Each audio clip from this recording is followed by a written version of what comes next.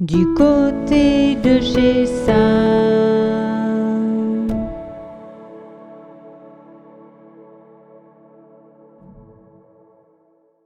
Bienvenue du côté de chez Sam. Rien n'est jamais acquis, comme dans le roman Famille modèle de Eric Buchner. Warren Ziller, qui a vendu la Chrysler Le Baron, fait croire à sa famille que la voiture a été volée pour ne pas avoir à expliquer la vérité. Mais ses mensonges, sa nervosité mettent un doute dans l'esprit de Camille, sa femme. Et s'il la trompait ? Il n'en est rien.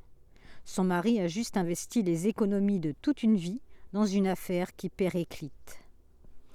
Sur les conseils de son ami Larry, il a acheté des hectares de désert à construire.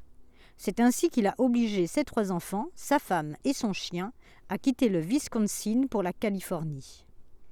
Si Dustin, l'aîné, s'est facilement adapté à sa nouvelle vie, il n'en va pas de même pour Lyle, 16 ans, qui souffre de la pâleur de sa peau, et pour Jonas, 11 ans, qui se demande ce qui est le pire, se faire dévorer par les requins ou dépecer par les vautours. Alors que Kira est prête à lui offrir sa virginité, Dustin couche avec Taz, la sœur cadette de sa petite amie. Repentant, persuadé qu'il va mourir d'avoir consommé un cookie bourré de hache, il téléphone à Kira pour lui avouer son infidélité. De son côté, Lyle, malgré son manque de bronzage, sort avec Hector. Un jour qu'elle est à la plage avec son amie Shannon, honteuse d'avoir pour petit ami le gardien du village équestre où elle vit, elle l'ignore délibérément. Celui-ci n'est pas dupe, il rompt.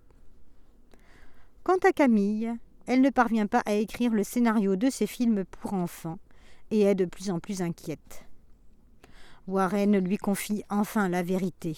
Ils sont ruinés. Celle-ci voudrait tout de même, comme chaque année, partir en camping en famille. Juste avant le départ, elle demande à son fils Jonas d'éteindre le gaz. Pendant leur absence, Hector, toujours amoureux de Lyle, s'introduit dans la demeure vide. Pour se venger de son ex, il laisse en évidence le cadavre de son caméléon. Enrhumé, il veut se faire une tisane, mais oublie l'eau qui est en train de bouillir sur la cuisinière. Les Hiller rentrent de leurs vacances. Au moment où Dustin allume une cigarette, la maison explose. Un livre dans la même veine que Le monde selon Garp de John Irving. Des scènes absurdes, des catastrophes à la chaîne, une vie de famille qui s'écroule.